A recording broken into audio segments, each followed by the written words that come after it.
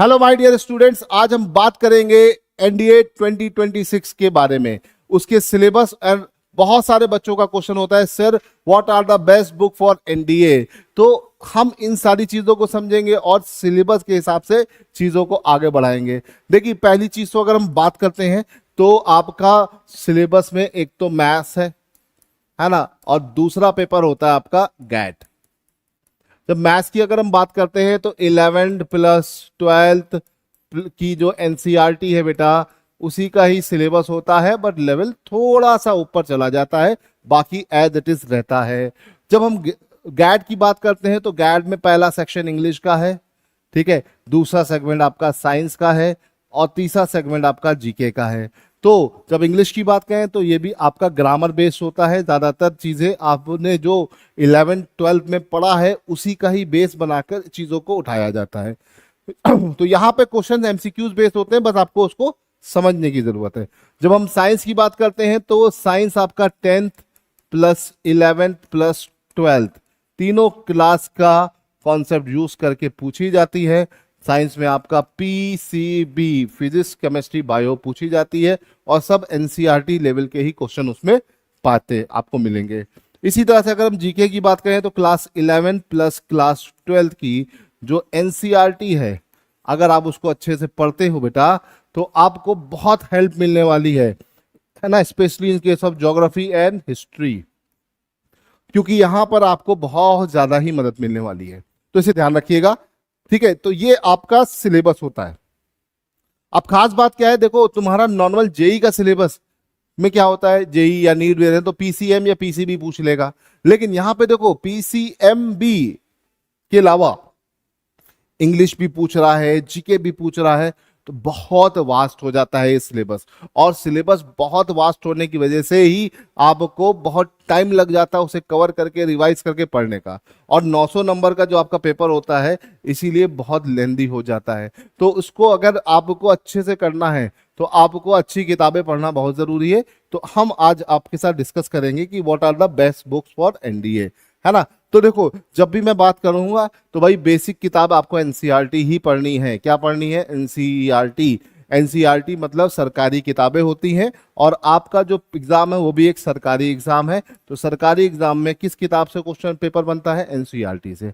अब एनसीईआरटी की बात क्या है कि भैया ये थोड़ी सी महंगी किताबें होती हैं, है ना, मुझे ये लगता है ना भाई। ये किताब कोई 100 रुपए की, कोई 150 की, कोई 200 की होती है। तुमको तो कोई महंगी किताब लेनी होती 1000-2000 वाली, तभी तुम उसमें खुश रहते हो। लेकिन एनसीईआरटी अगर आप ले लेते हैं तो बेटा एनसीईआरटी के बाहर आपका कोई भी सिलेबस नहीं है ना। हाँ, लेवल थोड़ा सा चेंज कर सकते हैं, लेकिन अगर आपको अच्छा मैथ का पकड़ बनानी है तो 11th-12th की एनसीईआरटी उसको एकदम दिमाग में सेट करके चलो, ये तुम्हें बहुत हेल्प करने वाली है। सिमिलरली बच्चा कहता है सर ज्योग्राफी के क्वेश्चन कहां से बनते हैं, तो मैं आपको बोल दूं भैया, आपका 11th-12th में कुल मिलाकर 4 ज्योग्राफी की पतली पतली सी किताबें हैं, है ना। अगर आपने ये पढ़ लिया तो आपको क्वेश्चन बन जाएंगे पेपर में। 11th में बेटा आपका फिजिकल ज्योग्राफी का कॉन्सेप्ट है और 12th में ह्यूमन ज्योग्राफी का कॉन्सेप्ट है। अगर आपने कर लिया, वर्ड बाय वर्ड सब कुछ अच्छे से समझ के पढ़ लिया, तो आई डोंट थिंक कि आपको यहां से कोई दिक्कत आने वाली है। क्वेश्चन यहीं से ही पुट होते हैं।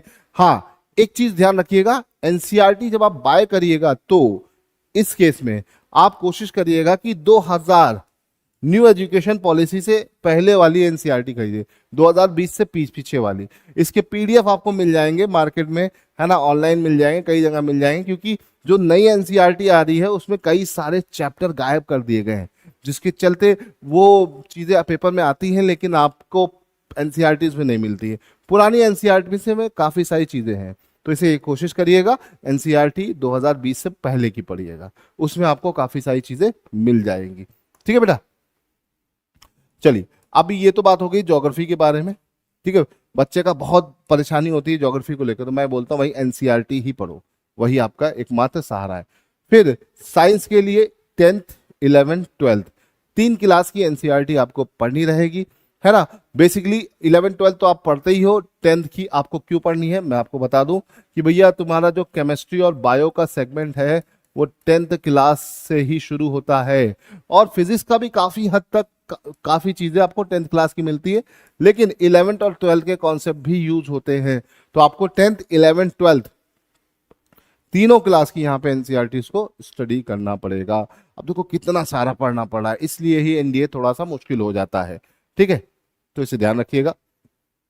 फिर जब हम बात करते हैं हिस्ट्री की, तो बेटा हिस्ट्री में आप कोशिश करिएगा कि ओल्ड एनसीईआरटी पढ़ लीजिए, है ना। ओल्ड एनसीईआरटी पढ़ लो, 3 आती है, एंशियंट, मॉडर्न और मिडिवल, 11th क्लास की, है ना। अब तुम्हारे पेपर में हिस्ट्री, वर्ल्ड हिस्ट्री भी है और इंडियन हिस्ट्री भी है। नॉर्मली वर्ल्ड हिस्ट्री के क्वेश्चन ज़्यादा नहीं आते तो आप इसे स्किप कर सकते हैं। अभी जो नई एनसीईआरटी उसमें क्लास 11 पे वर्ल्ड हिस्ट्री है, तो 12th में इंडियन हिस्ट्री है। 3 बुक है ना। तो उन 3 बुक को बेटा अगर आप पढ़ लोगे, ये थीम 1, 2 एंड 3 ये पढ़ लोगे तो आपका काफी क्लियर हो जाएगा। ये 12th का है, ये 11th की बुक है। ये किस क्लास की है? ये 11th की है। और ये से पीछे की है, इतनी पीछे पुरानी पीछे की पढ़ने की जरूरत नहीं है। हाँ, पुरानी एनसीईआरटी मिल जाए, पुरानी 11th क्लास की, एंशियंट, मिडिवल और मॉडर्न, तो आप वो पढ़ बहुत सारी चीजें गेन कर सकते हो। तो पुरानी एनसीईआरटी को मैं बोलूंगा कि आप पुरानी एनसीईआरटी, जीके के पार्ट पर पुरानी एनसीईआरटी को ही फॉलो करिए। अब बात करते हैं बेटा, देखो प्रीवियस ईयर पेपर्स लगाइए आप। इसके अलावा आपको क्या करना है? इसके अलावा प्रीवियस ईयर पेपर लगाना है। प्रीवियस ईयर पेपर यूपीएससी की वेबसाइट पे भी पड़ा हुआ है, लेकिन अब क्या होता है कि वो सॉर्टेड आउट नहीं है। तो सॉर्टेड आउट फॉर्म में आपका पाथफाइंडर है, बट इसमें काफी सारी गलतियां आपको मिलेंगी, है ना। लेकिन फिर भी ये एक ठीक ठाक किताब है, आप इसे देख सकते हैं प्रीवियस ईयर के पॉइंट ऑफ व्यू से, क्योंकि सारा का सारा प्रीवियस ईयर आपको यहाँ पे मिल जाएगा। ठीक है, ये आप लोग में से ज्यादातर बच्चों के पास होती है। इसके अलावा एक बुक है, बहुत अच्छी किताब आई है ना। इसमें खास बात क्या है कि ये भी प्रीवियस ईयर का ही क्वेश्चंस है ना। ये भी, लेकिन इसमें 2 किताबें हैं, मैथ और गैट की अलग अलग, और इसमें सारे की सारी चीजें वीडियो सोल्यूशन के फॉर्म में है। मतलब जितने भी PYQs हैं टॉपिक वाइज हैं, और वो सारे के सारे PYQs टॉपिक वाइज हैं, और उनके सोल्यूशन वीडियो के फॉर्म में है। तो एक चीज ये है कि आप अक्सर क्वेश्चन को पढ़ने में स्टक कर जाते हो, समझ में नहीं आता है, तो वीडियो देख के आप बहुत कुछ समझ सकते हो। तो आई थिंक कि ये किताब ठीक है, आप लोग इसको देखिए, बताइए फिर मुझे इसका रिव्यू, क्योंकि नई नई किताब आई है, अब देखते हैं क्या इसमें खास बात है। लेकिन मुझे थोड़ा सा अट्रैक्टिव लगी, तो मैंने कहा कि मैं आपके साथ शेयर कर दे दूं कि भाई PYQs लगाना है तो सॉर्टेड आउट इस तरह से लगा सकते हैं। पाथफाइंडर भी PYQs है और ये बुक भी PYQs है, जो भी आपको बेटर लगे, ठीक है, आप उसको फॉलो कर सकते हैं। इसमें खास बात क्या है? इसमें खास बात है आपका वीडियो सोल्यूशन के फॉर्म में चीजें हैं। ठीक है, बुक का नाम है road to Khadakwasla, NDA mathematics के नाम से है। पिछले 10 साल के क्वेश्चन इसमें दिए हुए हैं, है ना, 10 ईयर्स के सोल्यूशंस दिए, तो आप उसको देख सकते हो। तो ये तो हो गया हमारा टॉप बुक्स का और आपके सिलेबस से रिलेटेड चीजों के बारे में। मेरा पहला फोकस आपका यही है कि आप पहले क्या करो बेटा, पहले एनसीईआरटी पे फोकस करो, पहली चीज। और दूसरी चीज एनसीईआरटी के साथ, है ना, एनसीईआरटी पे जब बेटा आपका फोकस हो जाएगा, एनसीईआरटी को अच्छे से करो, और उसके बाद उसी से रिलेटेड PYQs लगाओ। मतलब एनसीईआरटी में जो चैप्टर आप खत्म कर रहे हैं, ठीक है, PYQs उसी को चैप्टर वाइज उठा के लगाते चले जाओ। सपोज करो कि तुमने एनसीईआरटी में पढ़ लिया क्या, ऑप्टिक्स, पूरा एकदम बढ़िया तरीके से खत्म कर लिया। फिर तुमने क्या किया, PYQs बुक खोली और उसमें से ऑप्टिक्स चैप्टर खोला, और ऑप्टिक्स के जितने भी क्वेश्चन अभी तक पेपर में आए वो सब लगा डाले। तो क्या हुआ, कॉन्सेप्ट क्लियर हो गया। तो this is the best technique to crack NDA. तो आपको इसी तरह की टेक्निक्स को फॉलो करना है, और हमारे जो एनडीए के प्रॉपर बैचेस चलते हैं उसमें भी हम इसी तरह की टेक्निक्स को इस्तेमाल करके बच्चों को पढ़ाते हैं। तो आप में से जो भी नए बैचेस ज्वाइन करना चाहता है और 2026 में एनडीए क्लियर करना चाहता है, तो हमारे बैचेस को ज्वाइन करके एनडीए क्लियर कर सकता है। तो वही आज के लिए फिलहाल इतना रहने देते हैं, और भी कोई क्वेरीज हो तो कमेंट में आप हमसे पूछ सकते हैं। चलिए फिलहाल आज के लिए इतना ही। जय हिंद।